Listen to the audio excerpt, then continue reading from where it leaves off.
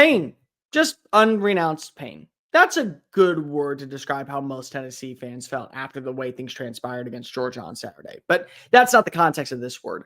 Pain is the word you need to inflict on for UAB this Saturday when you take the field at Neyland Stadium one more time. So what's going on, SEC Unfiltered? It's Cole Thompson here. Make sure that you like the video, hit the ring notification, and of course, subscribe to the channel because we talk college football and Tennessee football daily. Download the podcast version of the show. Check out all of our great work found here, including our recent power rankings video. Where do the Volunteers sit after losing in overtime to Georgia? And check out all of our great work found at secunfiltered.com. And as always, we're proudly brought to you by our friends over at FanDuel. Go visit FanDuel.com/SECU. Get started with $300 in bonus bets simply by winning your first $5 bet. Whether it's on Joey Aguilar to win the Heisman Trophy, Peyton Lewis, or Deshaun Bishop to win the Doak Walker Award, or even just the win total, go visit FanDuel.com/SECU.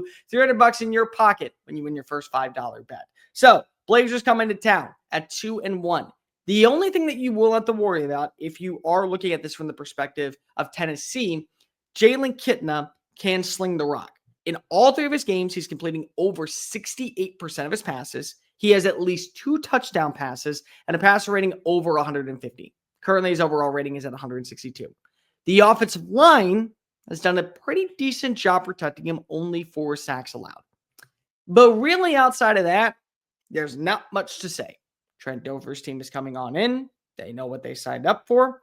In the world of college football, with how many upsets have occurred, with now New Mexico pulling off a win against UCLA, you're no longer guaranteed to pay millions of dollars to shore up your schedule and guarantee a win. It's just not the case anymore.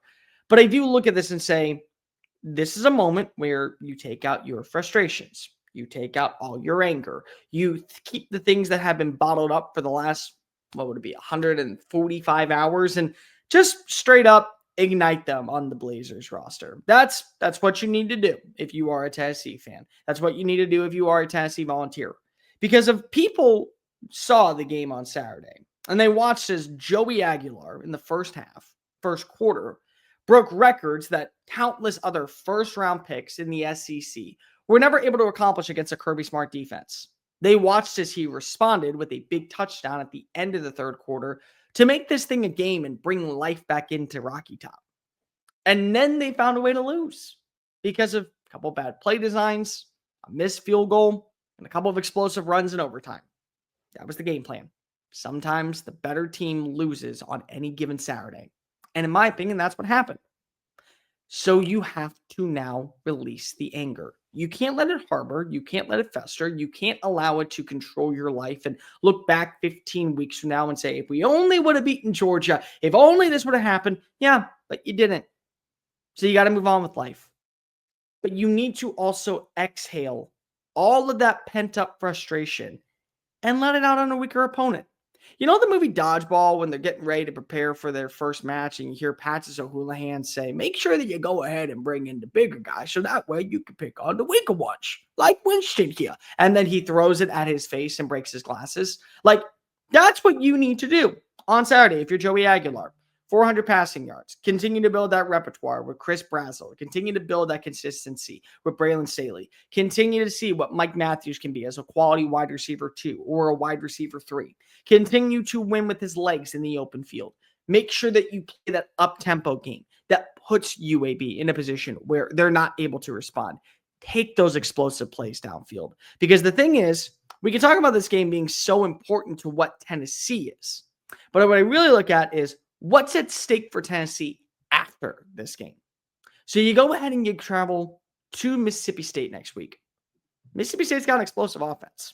Now, I'm not Chris Phillips, and I'm not going to say the upset will occur.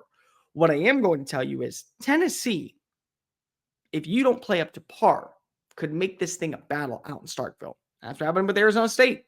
You got to face off against Alabama. You got to face off against Florida and Vanderbilt and Oklahoma still, and Arkansas, which comes to your town, and they're looking for a signature win this year. So you got to make sure that you tighten up all those little things and make sure that also you feel confident in all the little tricks and all the little kinks and all the little wonders things that make your offense so dynamic. Keep your foot on the gas. That's what I would do if I was Tennessee. I wouldn't harbor. I wouldn't put in my backups. I would make sure that every single player is so acclimated and caught up to speed with how I want to run my offense I leave them out there until the fourth quarter. And then a Trent Dilfer is getting frustrated and says we got to play 10-minute quarters in the second half. His loss, not yours, not even remotely yours. A couple things I do want to see is another good performance from the wide receiver room. So far, it does feel like my theory is 100% correct. Year 2 in a system with Josh Heupel, you get more accustomed, you get more acclimated, you feel better about the way that you're running routes or the way that you're connecting with your quarterback. We've seen it with Chris Brazell. We've seen it with Braylon Staley. We have even seen it with Mike Matthews this season. And we're starting to see it with some other guys that are just not as big of names. Want to see more of that. I also want to see a little bit more of the ground game from anyone not named Star Thomas. Star's been great. He has actually been phenomenal, in my opinion. Can we get a little more of Deshaun Bishop and Peyton Lewis? Now, I know the numbers say that, that they're pretty even. 33 carries versus 29 carries versus 21 carries. But Peyton Lewis with 21 carries only has 76 yards. Deshaun Bishop with 29 carries is averaging 7 yards a play. Could we see maybe one of them take over for this game? Because I already know what I'm getting in Star Thomas. What am I getting in Peyton Lewis and Deshaun Bishop? Just want to see a little bit more of that. Also, I want to see a little bit more from the secondary. Again, Jalen Kitna is a quarterback that is not afraid to sling it. You have gone up against two quarterbacks that are not afraid to sling it. Gunnar Stockton in week 3 was able to get into the end zone, find London Humphreys on a 4th down, got to have play. And even Steve Angeli was able to connect. Whether it was just with Jonte Cook or insert running back out of the backfield here, you saw the connectivity. I want to be able to see more of the aggressive play design and also some adjustments. Like if you are playing in 4th down and you know that they have a burner wide receiver, you're not leaving your safety in single man coverage. You're making sure that you take away the explosives, keep everything in front of you.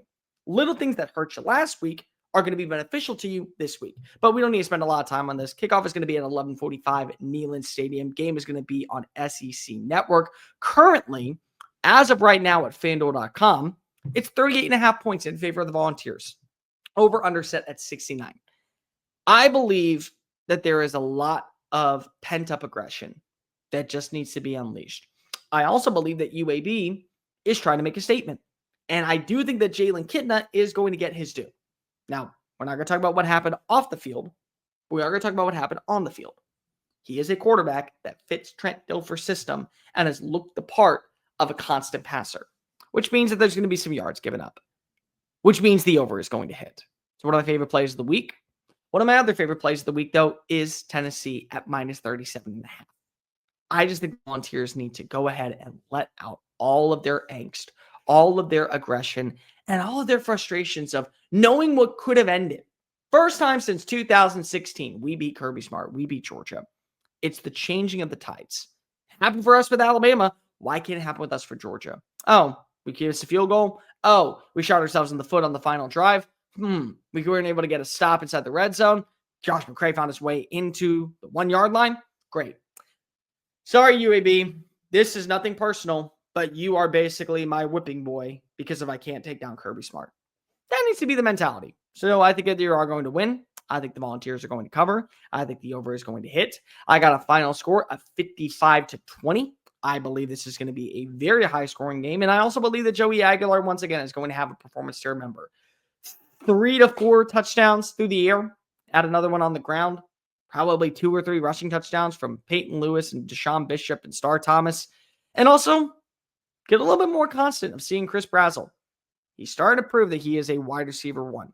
Or maybe it's going to be Braylon Staley, or maybe Miles Kitselman, or maybe it'll even be Mike Matthews. But whoever it is, you can make all of these bets and any one of the other bets that you have around the world of college football. It's week 4. It's a damn good week at FanDuel.com/SECU. Go visit right now. Sign on up. New customers get $300 in bonus bets simply by winning their first $5 bet. So if you think that Braylon Staley's receiving total is going to hit on Saturday, make sure you go play it at FanDuel.com/SECU, or you can use that with the same game parlay. You can build your own parlays, widgets, and so much more. You can utilize the app, or you can go to FanDuel.com/SECU. College football is back. The NFL season is back. The only question is, are you ready to play? Do so at FanDuel.com/SECU, where you can always play your way.